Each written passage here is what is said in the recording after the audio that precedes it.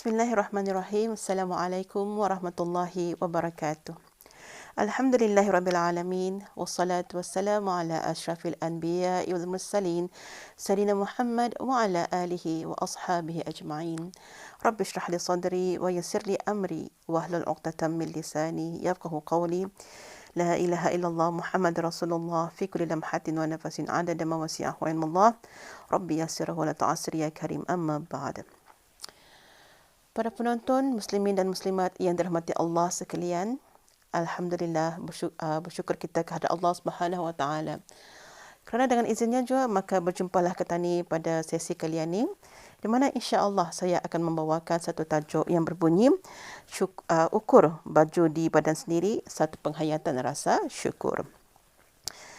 Jadi bercakap mengenai dengan syukurannya, kita ni selalu terbayang syukur itu cuma hanya macam rasa terima kasih, rasa grateful, rasa penghargaan di atas segala nikmat, segala pemberian Allah Subhanahu wa taala.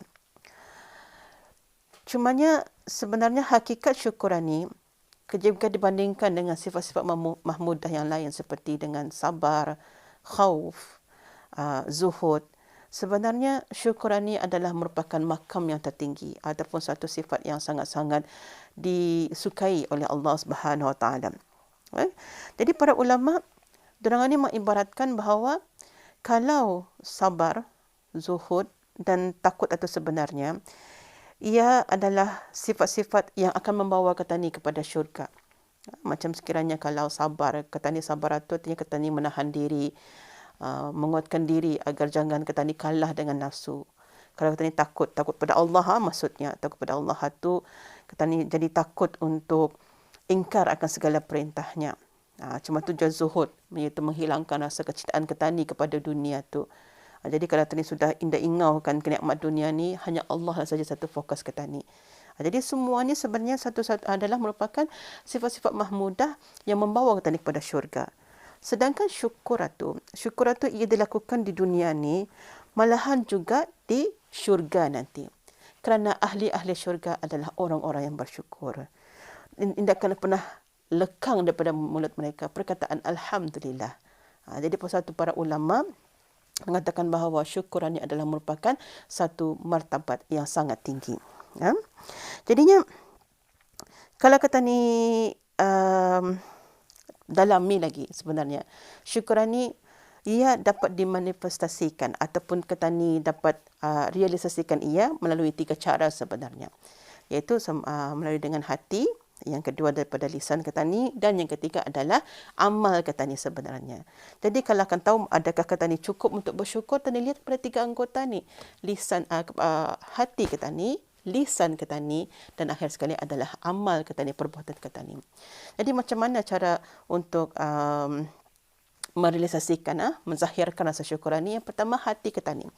Apabila tadi dapat satu nikmat, kata ni dengan sendirinya tadi akui bahawa semua nikmat tadi datangnya daripada Allah Subhanahu wa taala. Kadang-kadang kita ni terlupa apabila tadi dapat nikmat, misalnya kita ni mungkin naik pangkat ataupun kita ni dapat keuntungan dalam perniagaan. Mungkin tadi akan berfikir alhamdulillah, semua ni adalah hasil kerjaku. Mungkin alhamdulillah, tapi dalam hatinya ia mengatakan bahawa seolah-olah itu hanyalah daripada kerjanya. Kita ni lupa bahawa tanpa ada izin Allah Ta'ala, tanpa rahmat Allah, semua tu walaupun macam mana tadi kerjakan, tadi akan dapat.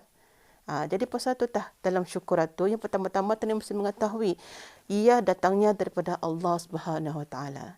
Dan Allah Ta'ala kalau akan membagi, dia akan dapat menghalang. Walaupun orang tu berusaha, kalau Allah silakan bagi, Allah akan bagi. Cuma ia tak sayang kasih Allah Ta'ala datang tu apabila tadi berusaha Allah bagi. Tapi kita jangan pernah lupa Allah tu kalau akan bagi arah siapa saja sebenarnya. Okay. Kemudian yang kedua, lisan.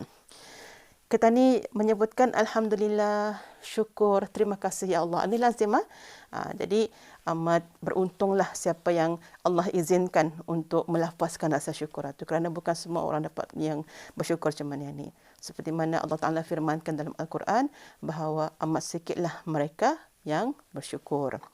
Okay, kemudian yang ketiga, ini yang sebenarnya satu aspek penting. Syukur itu sebenarnya ia bukan hanya lafaz ketani alhamdulillah. Bukan hanya masa ni jadi trending ketani ya. Menggunakan stiker. Menggunakan stiker alhamdulillah. Macam-macam lah bentuknya, macam-macam kalanya, berapa, ada bulat, ada bujur dan sebagainya. Pakai stiker. Tapi sebaik-baiknya lah dilafazkan alhamdulillah, alhamdulillah. Jadi bukan sekadar itu, tapi sebenarnya syukur itu cuma meliputi amalan ketani sebenarnya, perbuatan ketani. Apabila kita dapat satu nikmat, maka biarlah ketani gunakan nikmat itu dengan cara yang lurus. Jangan sampai nikmat itu menjadi satu dosa rah ketani. Jangan menjadi nikmat itu menjadi satu kemudaratan yang akan menjatuhkan ketani terpulang. Bukannya menaikkan derajat ketani di sisi Allah Subhanahu Wa Taala. Jadi jika dikaitkan dengan konteks pada hari ini, ukur baju di badan sendiri, ini sebenarnya ada kaitan dengan motong baju. Tapi sebenarnya kisahnya adalah apabila ketani dapat nikmat itu biarlah ketani gunakan ia mengikut kemampuan ketani. Kesederhanaan sebenarnya. Kesederhanaan apabila ketani mendapat nikmat. Jadi sebagai contoh, kalau ketani dapat kenaikan gaji misalnya. Jadi gunakanlah kelebihan gaji itu untuk ketani bersedekah, untuk ketani misalnya mungkin membelanjai kedua ibu bapa ketani, kalau masih ada, ataupun kalau indah boleh ketani jadikan sedekah dan sedekahkan pahalanya kepada kedua ibu bapa ketani ataupun kepada mereka yang telah pun meninggal dunia dan sebagainya. Artinya terdapat nikmat itu jangan ketani membelanjakan ia dengan cara membazir. Dan ini sangat relevan misalnya dalam ketani bulan Ramadan ini. Terutama sekali kalau ketani iftar, kalau ketani berbuka puasa. Kadang-kadang satu keluarga tu 5 orang saja tapi makanannya macam cukup untuk 5 kem. Kerana terlampau mengikuti nafsu itu. Syukur memang syukur kerana masih ada kewangan yang kokoh untuk membelikan makanan yang banyak. Tetapi apa guna kewangan yang banyak tapi digunakan untuk pembaziran itu. Dan ketani lagi kadang-kadang, sudah ketani indah tak habis makanan itu, baru tak ingatkan sedekah. Ini tak dinamakan bahawa nikmat itu ia kurang berkat kerana terjadinya pembaziran itu. Sebaik-baiknya, ketani kalau ada duit lebih, kalau akan mau lebih itu, tani niatkan untuk sedekah. Ini setelah ketani makan sudah kenyang, baru tani ingatkan orang lain. Jadi, biarlah bersederhana. Sederhana itu artinya biarlah ikut kepada ketani itu, ikut kepada kemampuan ketani. Dan jangan juga kalau sekiranya mampu ketani pada tahapan ini, tapi hawa nafsu ketani itu jadi macam ni.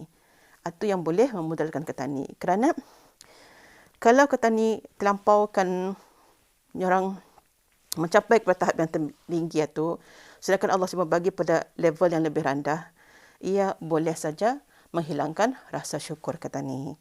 Pasal itu, apa-apa ni ketani mestilah bersederhana sahaja. Apa-apa ni ketani bersederhana. Kerana indah, kalau ketani fikirkan, kalau ketani orang, seperti yang ulama katakan orang-orang yang berakal itu, indah guna ketani mendapat sesuatu yang mewah, tapi tadi indah dapat apa-apa kebaikan daripadanya. Lebih teruk lagi, kalau sekiranya kebaikan itu menjadi satu nikmat yang dinamakan sebagai istidraj. Iaitu apabila Allah kurniakan nikmat yang banyak, indah putus-putus, tapi bukan pulang orang itu lebih hampir pada Allah, malah lebih jauh. Jadi, itu tentang berhati-hati. Pasal itu syukur itu mesti ada. Dengan kesederhanaan, sebenarnya itu merupakan satu bentuk syukur. Kemudian, kesederhanaan ini juga sebenarnya mengajar ketani kepada perasaan iqna', perasaan cukup. Perasaan cukup bahawa apa yang ketani pinta tu, ia sudah sesuai arah ketani. Indah perlu lagi ketani kan mengharapkan pada yang lebih. Kerana mungkin saja yang lebih itu akan membawa ketani kepada kemudaratan. Pasal itu sederhana sahaja. Dalam konteks masyarakat ketani, perkara ini mungkin banyak terjadi ya. Dalam ketani kononnya akan memeriahkan suasana dan sebagainya. Maka ada perkara-perkara yang indah sepatutnya ataupun indah perlu. Yang indah perlu itu pun itu tak ketani benar-benari. Sebenarnya di sana berlakulah pembaziran. Jadi anda tidak mau. Hatta dalam Al-Quran pun dikatakan bahawa siapa membazir itu maka ia adalah merupakan saudara kepada syaitan. Saya rasa semua tahu dengan ayat ini, tetapi ketani mudah lupa apabila ketani diuji dengan nikmat. Pasal itu ketani kalau ada nikmat itu, biarlah bersederhana. perlu diingat bahawa setiap nikmat itu sebenarnya merupakan ujian kepada petani. Sama ada petani gunakan nikmat itu untuk di jalan Allah ataupun untuk petani jauh daripada Allah. Jadi satu pilihan kepada petani. Jadi apabila adanya nikmat itu bersederhana. Kerana sederhana ini juga sebenarnya mengajarkan petani sifat ubudiyah petani. Sifat petani sebagai hamba-hamba Allah ini. Asal petani daripada tanah, akhirnya petani pun pulang kepada tanah juga. Maka janganlah semaikan ataupun suburkan rasa langit dalam diri petani. Jadi bersederhana dalam apapun kehidupan petani, dalam apapun belanja petani, itu yang dimahukan. Perlu diingat satu juga lagi, hatta baginda Rasulullah SAW sendiri bersederhana dalam kehidupannya. Dia tidak pernah mendengar baginda Rasulullah itu mewah kehidupannya. Bukan kerana tidak mampu, tetapi kerana itu memang choicesnya. Kerana baginda percaya bahawa apapun sejauh mana, setinggi manapun martabat baginda, baginda tetap adalah hamba Allah. Petani patut contohi. Setinggi bahasa sehebat manapun mungkin kejayaan petani di dunia ni, pendapatan petani di dunia ni, tapi petani tetap hamba Allah. Jadi biarlah sederhana. Kalau dah lebih, mungkin saja ada rezeki orang di dalamnya. Jadi satu ingatan kepada petani bahawa Ramadan ini bukanlah masa untuk petani membazir, bukan juga untuk masa petani untuk bermewah-mewah. Kalau akan mau mewah dari segi pahala. Jadi gunakanlah nikmat yang ada untuk petani mencapai kemewahan pahala, bukannya kemewahan dosa. Na'udzubillah min zalik. Maka dengan itu saya akhirilah tazkirah saya pada hari ini dan saya akhiri dengan wabillahi taufiq wal hidayah. Wassalamualaikum warahmatullahi wabarakatuh.